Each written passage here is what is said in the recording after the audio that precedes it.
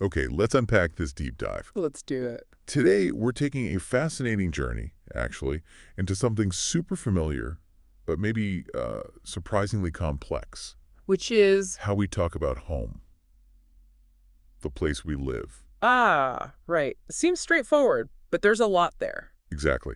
So our source material for this is, it's an English language learning guide, Okay. specifically an episode focused on, well, mastering how to describe your house, the rooms, furniture, even the daily routines inside. And even if you're a native English speaker, you think there's something here. I do. We think you'll find maybe some aha Mm. moments in the nuances, the practical ways language is used to describe your own space. Okay.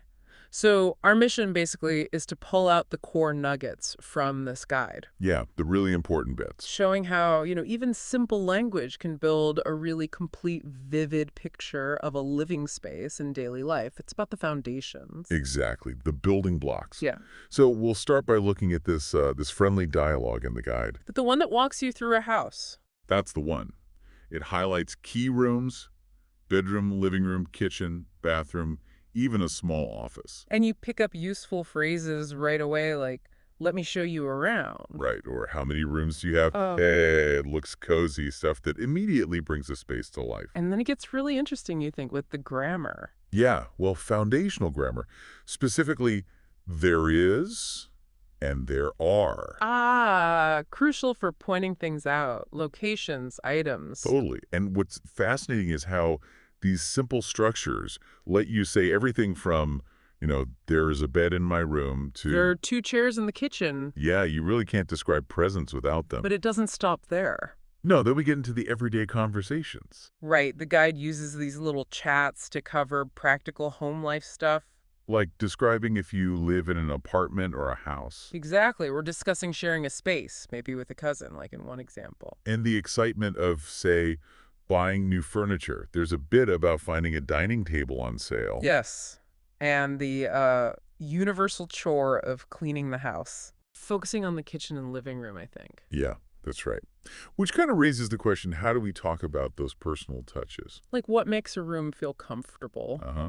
Like a cozy bedroom with a specific lamp, maybe bought online, that gives off a certain light. Soft, warm, light, yeah. And then even the nitty-gritty stuff. Like doing laundry. Home versus laundromat. Exactly. Yeah. And the sudden panic of a household repair. Oh, yeah.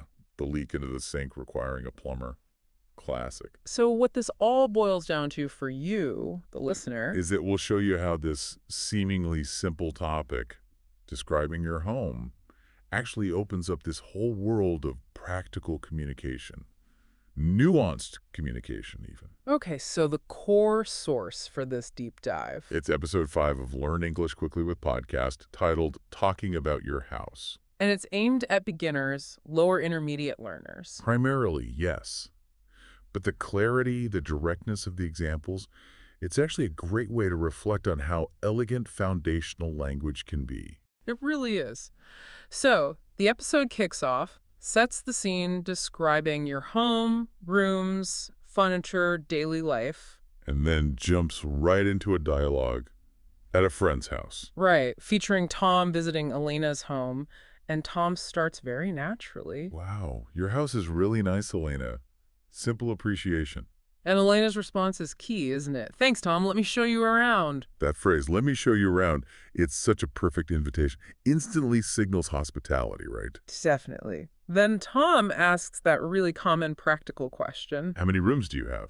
and Elena lays it out. There are 3 bedrooms, a kitchen, a living room, and 1 bathroom. Quick, clear quantification and categorization. Yeah, it's efficient.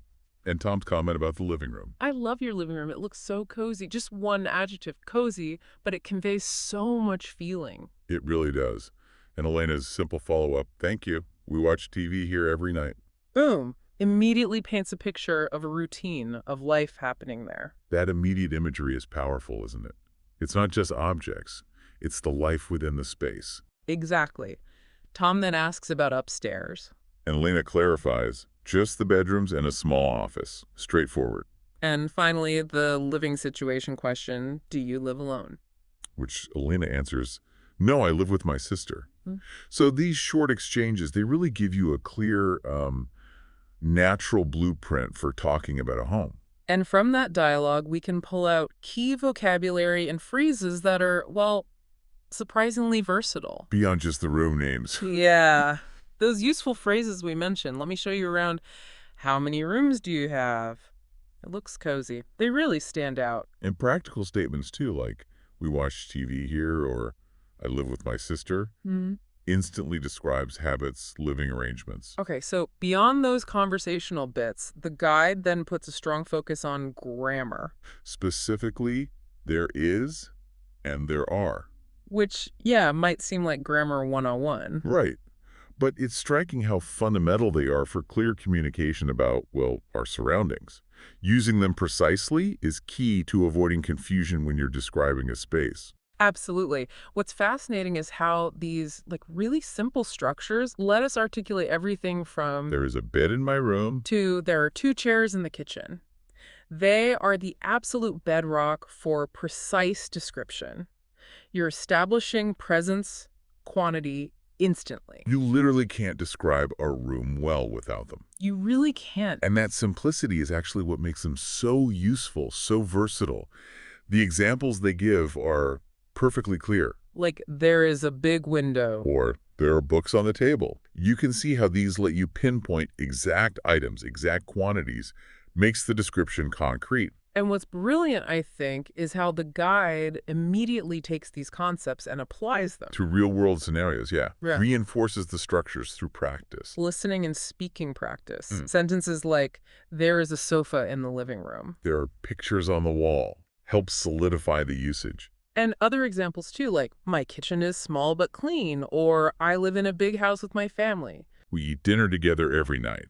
These are all just everyday observations you might make, showing how broadly this language applies. It's fascinating how these simple building blocks then expand out, into the full dynamics of home life. The guide does a great job showing this through several short, everyday conversations. Mhm. Like, in one exchange, Ava asks Liam if he lives in a house or an apartment. And Liam specifies, I live in an apartment in the city. Clear distinction. Then he describes it not really big, 2 bedrooms, a small kitchen, and a balcony. And he mentions who he lives with. right? Doesn't live alone. He shares it with my cousin. Hmm. So this gives you immediate ways to talk about your living situation with, a decent amount of detail. Then there's that conversation about furniture between Emma and Noah, Ah, yes. Emma loves Noah's new dining table. which Noah explains he bought last week from a local store because it was on sale. Very relatable detail. It is. And Emma notes, it fits perfectly in your dining room. And Noah agrees, pointing out it's a good size and the wood is strong. So that's how you talk specifics, buying things, appreciating them, aesthetics, utility. Exactly. Then another really common, maybe universal scenario, cleaning. Right. Mia asks Jake what he's doing this weekend. And Jake's reply, cleaning the house. It's such a mess. We've all been there. He specifically mentions needing to clean the kitchen and the living room mostly. And Mia's offer of help is also a nice touch. Shows that supportive social interaction the guide captures. Cleaning the house, it's such a mess. That line just resonates, doesn't it? Totally. It's funny how some phrases just immediately connect you to a shared experience. The guide nails that. And thinking about comfort. There's Sophia and Ben. Right. Sophia says, your bedroom looks so comfortable.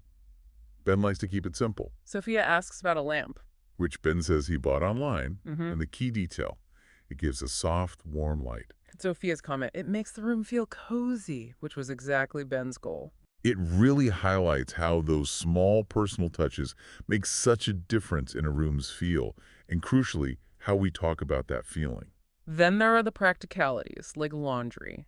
Lily asks Ethan if he does laundry at home. And Ethan confirms, yeah, he has a washing machine in the bathroom. Convenient. Lily, on the other hand, still goes to the laundromat, but finds it okay, reads while she waits. So this highlights how language lets us discuss these practical choices, these daily routines, even when they're different for different people. And then, the classic homeowner moment of truth, repairs. Yes.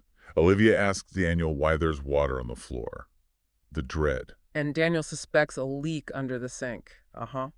The immediate next step, naturally, is call a plumber, which Daniel plans to do. And Olivia's hope that it's nothing serious, again, super relatable sentiment, makes the scenario feel very real. These conversations really cover the whole gamut, don't they? From delight over furniture to, well, minor domestic crises. Precisely. They show you how to navigate common situations, express practical needs, and just build confidence in a whole range of home-related communication. So, okay, as we start to wrap up this deep dive, you've hopefully gained a deeper appreciation for how to describe a house, talk about its rooms. And confidently use those essential there is and there are structures we talked about. We've seen how these simple linguistic tools allow for actually quite rich descriptions. Yeah, from just the number of bedrooms to the specific details like a new dining table or that cozy lamp. And we've also explored how everyday domestic stuff, you know, cleaning messes, fixing leaks, how that's all communicated using these seemingly basic building blocks. So we definitely encourage you to practice this. Yeah, take a moment, look around your own space, try to articulate what you see using the vocabulary, the structures we've sort of uncovered today. And that makes you wonder, doesn't it? What's that?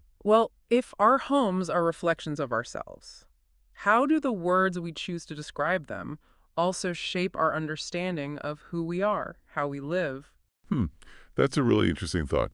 It's not just about rooms and furniture then, is it? No, it's about the stories our spaces tell.